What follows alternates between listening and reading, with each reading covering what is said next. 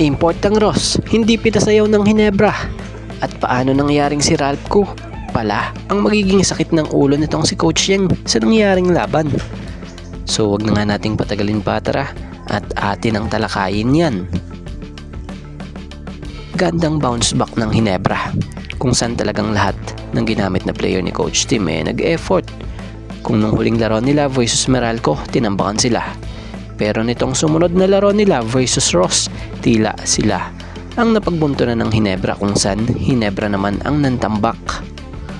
So isa nga sa talagang pinag-usapan dito etong isang magic bunot nitong si Coach Tim sa Hinebra na si Ralph Ko.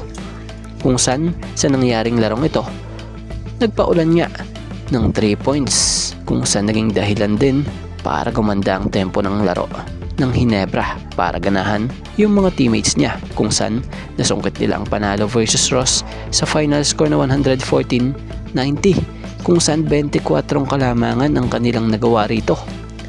At speaking of Ralph Ko isa rin talaga siya sa mga pangdiin ng player ng Hinebra na kahit madalang gamitin nitong si Coach Tim ay always ready at talagang binibigay nito ang buong makakaya para makatulong sa team. Sa naging laro ng Hinebra versus Rain or Shine, siya nga po ang hinirang na best player of the game na kumamada ng 15 points, 5 rebounds at 3 assists at 5 pinasok sa 7 binanat niya sa 3 ng kanyang pinakawalan. So 5 3 binanat ni Ralph Ko sa napakahalagang sandali ng kanilang laro. Kaya lalong napaganda pa nga ang tempo ng laro nila kung saan ginanahan din mga teammates niya para may tulak nga ang team sa panalo.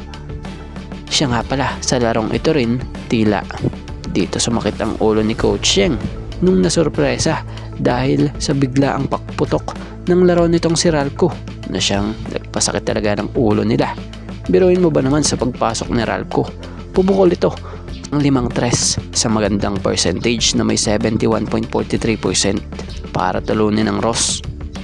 At sa laro ding ito tila hindi pinasayaw ng Hinebra ang import na si Jalen Johnson dahil sa magandang depensa rin talagang nilatag ng Hinebra rito. So ano masasabi at opinion nyo sa nilaro nitong si Ralph Ko versus Ross?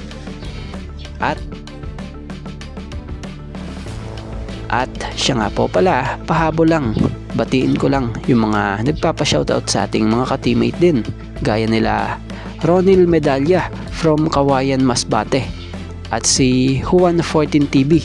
Shoutout po sa inyo.